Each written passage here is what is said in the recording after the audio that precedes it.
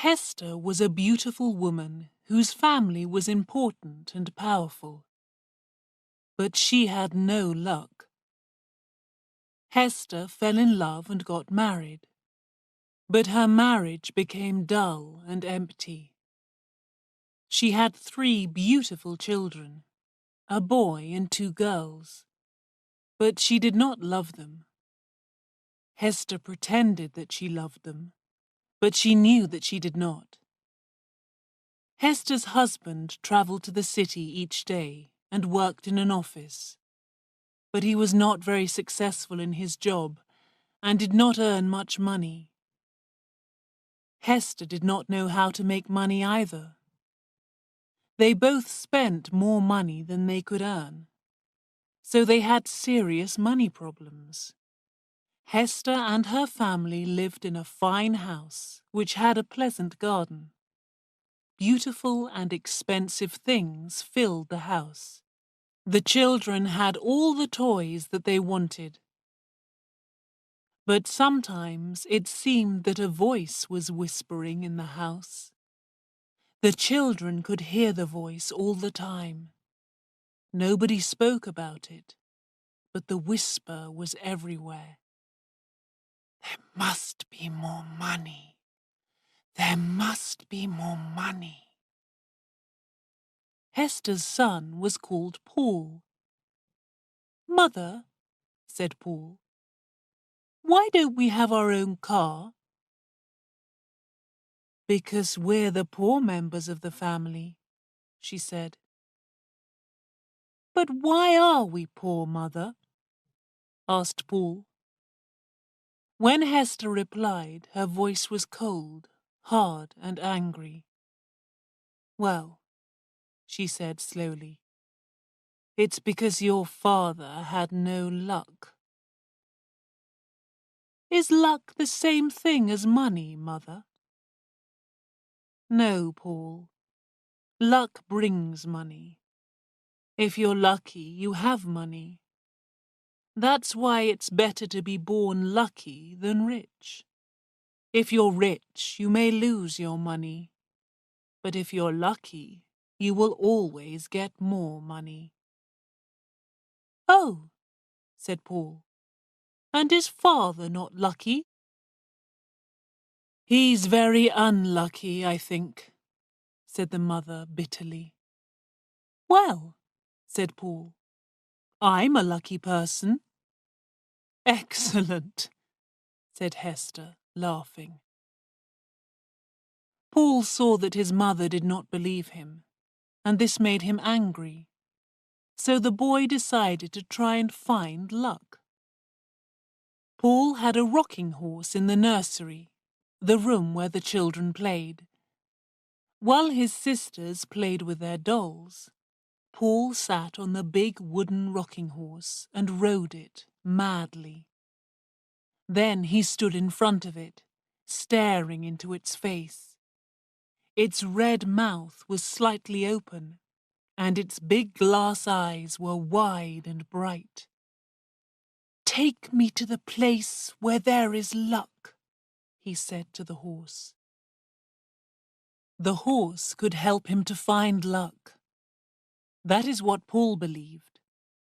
Sometimes he hit the horse on the neck to make it go faster. He rode it more and more wildly, hoping for luck. Paul's mother had a brother, Oscar Cresswell. One day, Paul's mother and Uncle Oscar came to the nursery when Paul was riding his horse. "Hello, young jockey," said Uncle Oscar. "Is your horse going to win its race?" Paul finished his mad ride and got down from the horse. "What's the horse's name?" asked Uncle Oscar. "He doesn't have just one name," said Paul quietly. "He has different names. He was called Sanzavino last week." "Sanzavino?" said Oscar. He was surprised. "But that's the name of the horse which won the big race at Ascot. How did you know that name?" "He talks about horse races with Bassett, said Paul's sister. Bassett was the young gardener who worked for Paul's parents. He had been Oscar Cresswell's servant in the war, when Oscar was an army officer. Bassett now worked in the garden of Paul's house. Bassett knew a lot about horse racing. Oscar was very pleased that Paul was becoming interested in horse racing too. He went to see Bassett to ask him a few questions about his nephew. Master Paul asks me a lot of questions about the races, sir, said Bassett. And does he ever make a bet? Asked Oscar. I don't want to tell you Master Paul's secrets, said Bassett. Please will you ask him that question yourself? Oscar took Paul for a ride in his car. Tell me, Paul, do you ever bet money on a horse? He asked. Do you think that I shouldn't? Asked Paul. No, said his uncle. I hoped that you could give me a tip for the next big race at Lincoln. What's your advice? Which horse is going to win? It's going to be Daffodil, said Paul. Daffodil had not run in many races and had not been successful. No one expected Daffodil to win the race. Daffodil? Asked Oscar. Are you sure? What about Mirza? I only know the winner, said Paul. That's Daffodil. You won't give the information to anybody else, will you, Uncle? I promised Bassett that I wouldn't tell anyone. Bassett and I are partners. We share our information with each other. Bassett lent me 5 shillings to bet on my first racehorse, Paul went on. But the horse lost. Then you gave me 10 shillings. I bet that money on a horse, and it won. So I thought that you were lucky. But you won't tell anyone else, will you? All right, said Oscar. I'll keep your tip about Daffodil a secret. How much money are you going to bet on Daffodil? £300, said the boy in a serious voice. Oscar was very surprised. £300 was a huge amount of money. He laughed. Where is your £300? He asked. Bassett keeps it safely for me, the boy replied. And how much is Bassett betting on Daffodil? Perhaps £150, said Paul. Oscar was silent. He was very surprised, but he was also very interested. He decided to take Paul to the racecourse where Daffodil was racing. It was Paul's first visit to a race meeting, and his blue eyes shone with excitement. Daffodil won his race. I have £1,500 now, said Paul. Uncle, if you want to be a partner with Bassett and me, we could all be partners, but you must make a promise. You must never give the information about the winning horses to anybody else. The next afternoon, Oscar took Bassett and Paul to a park, and they talked. If I'm sure about the winner, we're successful, said Paul. But sometimes I am not sure. Then we lose. But when are you sure? Asked Uncle Oscar. It's Master Paul, sir, said Bassett, slowly, in a soft, quiet voice. Perhaps heaven tells him. He was absolutely certain that Daffodil would win.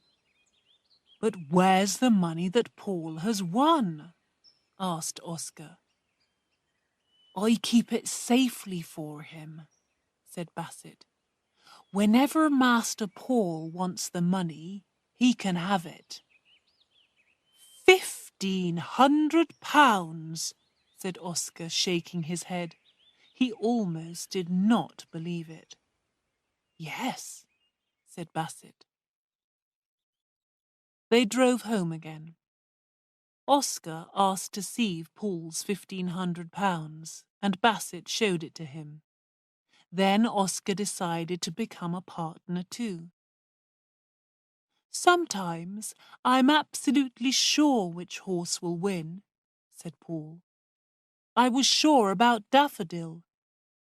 Sometimes I have an idea, and sometimes I have no idea at all. Do I, Basset? Then we have to be careful, because we lose. And when you're sure, what makes you sure? Asked Oscar. Paul looked uncomfortable.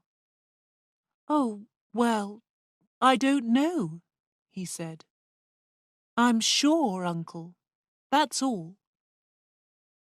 The next race was the Ledger. Paul was sure about the winner of this race.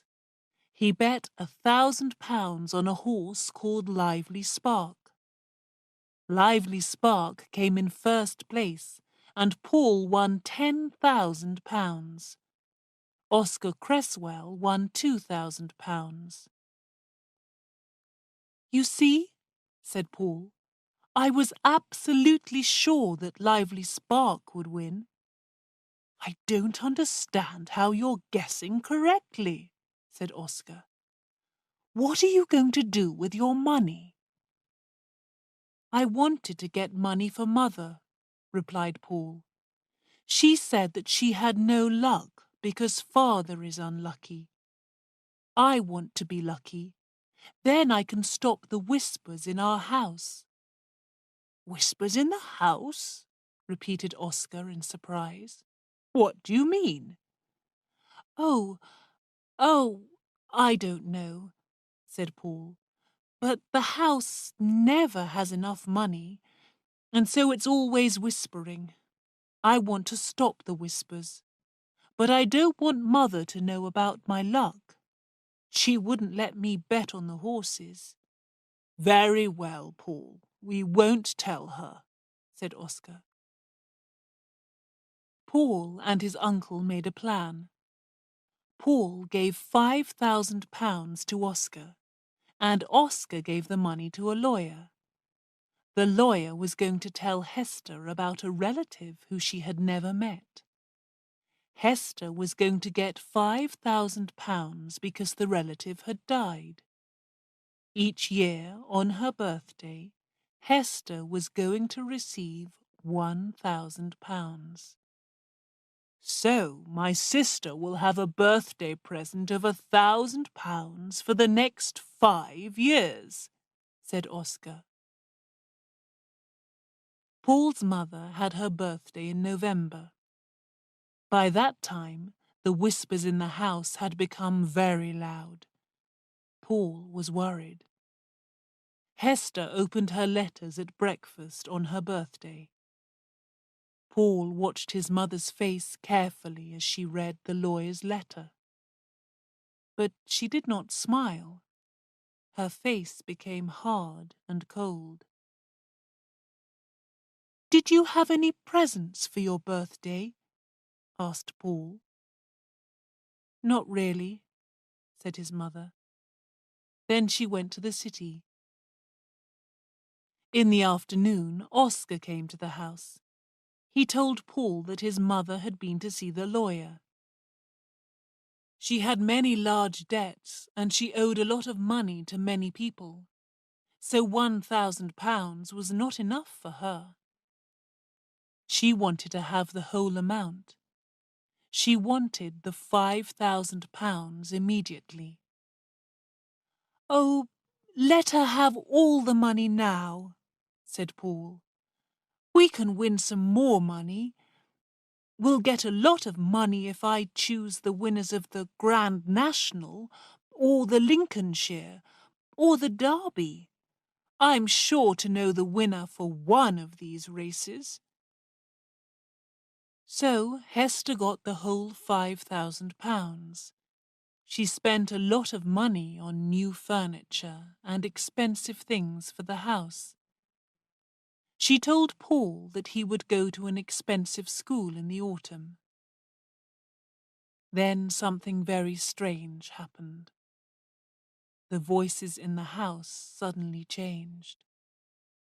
Before they had only whispered, but now they began to shout.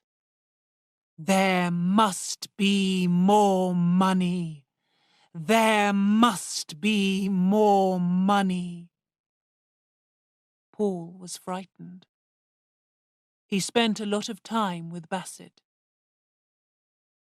The day of the Grand National race arrived, but Paul was not sure about the name of the winner. He bet on the wrong horse and lost £100. He did not know the winner for the Lincoln either, and he lost £50. He became very worried, and his eyes were wild and strange. "Don't worry about it, my boy," said Oscar. The next big race was the Derby. "I must know the winner for the Derby," said Paul. His big blue eyes shone strangely. Even his mother noticed that Paul did not look well. "Perhaps you need a holiday," she said. "Would you like to go to the seaside? You'll feel better near the sea. The sun and fresh air will help you." "Mother, I can't go away before the Derby," said Paul. "You care too much about these horse races," Hester said. "It's not good for you."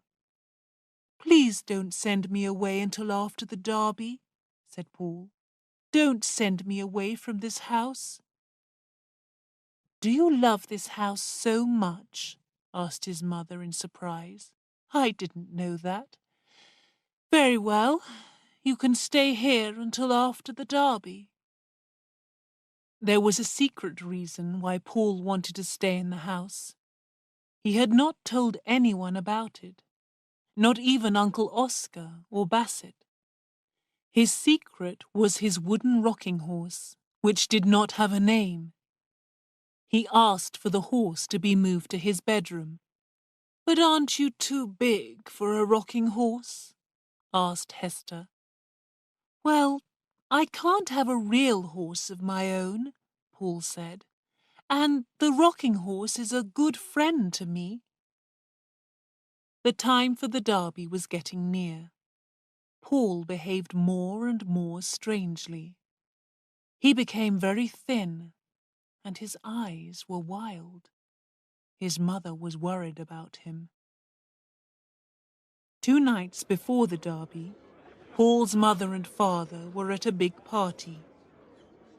Suddenly, his mother felt worried about Paul. She telephoned the house and spoke to the children's governess. "Is Master Paul all right?" asked Hester. "Oh, yes," said the governess in surprise. "he's fine." Paul's parents got home at about 1 o'clock. The house was very quiet. Hester went upstairs to her son's room. She stood outside Paul's bedroom door, listening. A strange noise was coming from inside the room. Hester's heart gave a jump and almost stopped. What was that noise? The strange, mad sound went on and on. Hester had heard the sound before, but she did not know what it was. Feeling very afraid, Hester slowly and carefully turned the handle of the door. The bedroom was dark, but near the window she saw something moving wildly. She switched on the light and stared in fear and surprise. Her son was wearing his pajamas and riding on the wooden horse. "Paul," she cried, "what are you doing?" "It's Malabar!" the boy screamed in a loud, strange voice. It's Malabar! He stared at his mother, his eyes shining with a strange fire. Then he stopped the horse and fell down onto the floor. Hester ran to Paul, picked him up, and took him to his bed. His body was hot, and he was very weak. He talked all the time in a wild, mad way. Malabar! It's Malabar! He shouted. Bassett! Bassett, I know! It's Malabar! Who or what is Malabar? Hester asked her brother later. What does he mean? Her heart felt as dead as a stone. It's the name of a racehorse, said Oscar. Malabar is running in the Derby. Paul was very ill, but Oscar bet £1,000 on Malabar. On the third day of Paul's illness, his mother sat by his bed. Paul was not asleep, and he was not awake. His eyes stared ahead, but saw nothing. They were like blue stones. His mother's heart felt like a stone, too. On the day of the Derby, Bassett came into the house in the evening. He wanted to see Paul. Paul's parents agreed, and Bassett went into the boy's bedroom. Master Paul, he whispered, Malabar came in first. It won. I did what you told me to do. I bet on Malabar. You now have £80,000. Paul was very excited. He kept saying the same thing again and again. Malabar, Malabar! Do you think I'm lucky, Mother? I knew Malabar, didn't I? £80,000. That's lucky, isn't it, Mother? If I can ride my rocking horse, then I can be sure of the winner. Mother, did I ever tell you? I am lucky. No, you never told me, said his mother. Later in the night, Paul died. My God, said Oscar Cresswell to his sister. You've got £80,000, but you've lost your son. Perhaps it's good that he's dead. Now Paul is at peace. He'll never have to ride a rocking horse again to find a winner.